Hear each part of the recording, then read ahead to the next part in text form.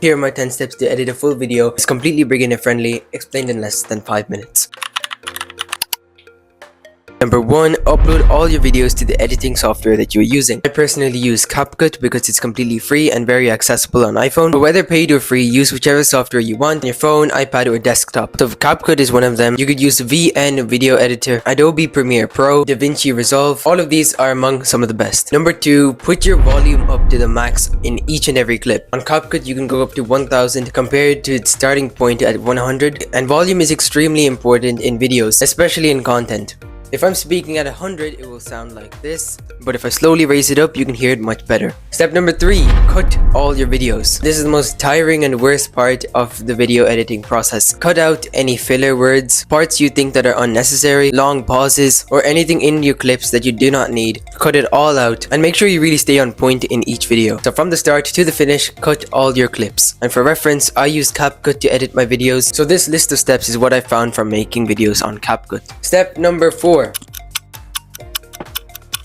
Panning. And there's two main types. You pan quickly like this, and then you pan back out. And then you have the slow zoom in panning effect, and then slowly zoom it out. So run through all your clips, and it's important where you use these panning effects. I usually pan in when I'm saying something important or key information, so use it where you feel is necessary, or somewhere where you're emphasizing a real point. But make sure to not overuse it, else the video could get messy. But if you don't use it at all, the video may turn out quite bland. Step number 5 is overlays. Whether you're using stock footage of yourself, or any B-roll effects, put it into your video, once again where it's necessary. There may be parts in your video where you want to show or emphasize something in particular. Say for example, I'm making a video on working out and exercising. So I might put in clips like this to show or emphasize my point. I don't use it in every video, but it does come in particularly useful in your hook, the first 30 seconds of your video. I'll get back to that later, but add in any essential overlays or even images that you want to edit out and add effects to. So once again, run through all your clips and add in any overlays. Step number 6 is text.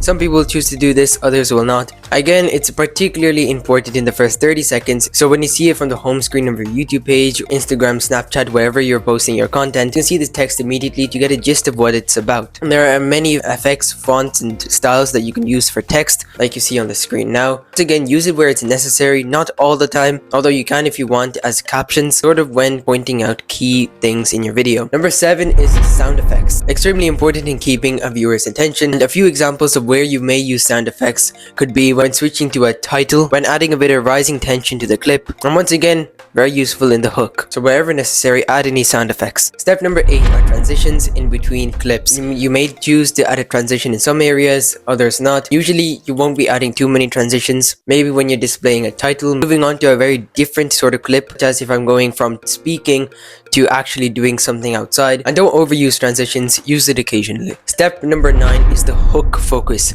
I do this at the end usually. I run back over the first 30 seconds of the video. This is the most important part of your video because you're showing the viewers exactly the outcome of what you have planned. In the first 5 seconds, you should catch the audience's attention. Next 30 seconds, have it outcome based, answer any questions immediately, and get right on point. Don't make it too long, don't make it too short. Make sure you can keep the audience watching. And it's in this first 30 seconds that you add in absolutely everything you can, from effects to transitions to B-roll, anything you can to make the audience really snap into your mind. And a quick tip for when you're filming your hook, film it word by word, sentence by sentence, so that you know exactly what to say, quick and engaging. And step number 10, the last step, is background audio.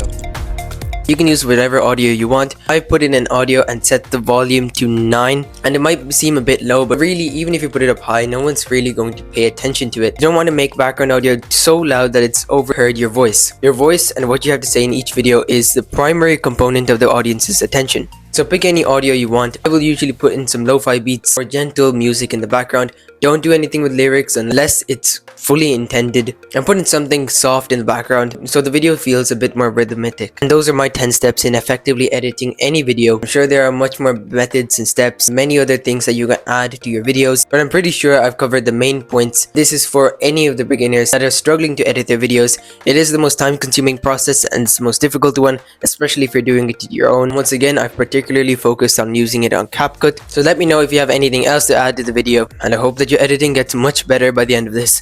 Thank you so much for watching, and I hope to see you again very soon. As I say, goodbye.